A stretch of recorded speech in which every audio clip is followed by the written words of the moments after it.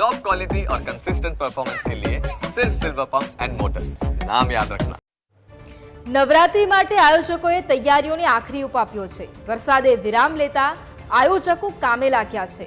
વરસાદનું વિઘ્ન દૂર થતા આયોજકોમાં ખુશીની લહેર છે। ગરબા ગ્રાઉન્ડ પર તડામાર તૈયારીઓ પણ ચાલી રહી છે।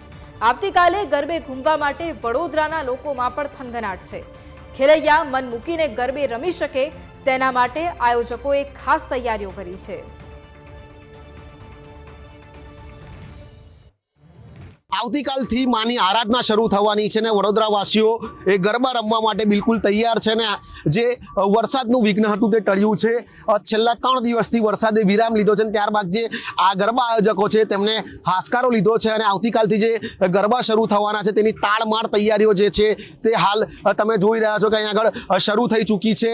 આ જે ગરબા આયોજકો છે તેમને ચિંતા હતી કે વરસાદ પડશે તો શું થશે, પરંતુ વરસાદ રોકાયા બાદ તાત્કાલિક જ જે ગરબા આયોજકો છે તેમને ગ્રાઉન્ડ સપાટ કરવાની અને જે પાણી ભરાયેલા હોય તે કાઢવા માટેની વ્યવસ્થાઓ શરૂ કરી છે અને આપ હાલ જોઈ રહ્યા છો કે જે આ ગ્રાઉન્ડ છે તે ગરબે ઘૂમવા માટે તૈયાર થઈ રહ્યું છે, જેમાં મેદાનને સપાટ કરવાનું હોય એના પર બુલડોઝર ટ્રેક્ટરો દ્વારા માટીને સરખી કરવામાં આવી રહી છે। સાથે સાથે જે શણગાર છે ગ્રાઉન્ડનો તે પણ શરૂ કરી દેવામાં આવે, એટલે કહી શકાય કે જે આવતીકાલથી જે નવરાત્રી શરૂ થવાની છે તેની માટે આયોજકો પણ તૈયાર છે અને વડોદરાવાસીઓ પર ગરબે ઘૂમવા માટે પણ તૈયાર છે।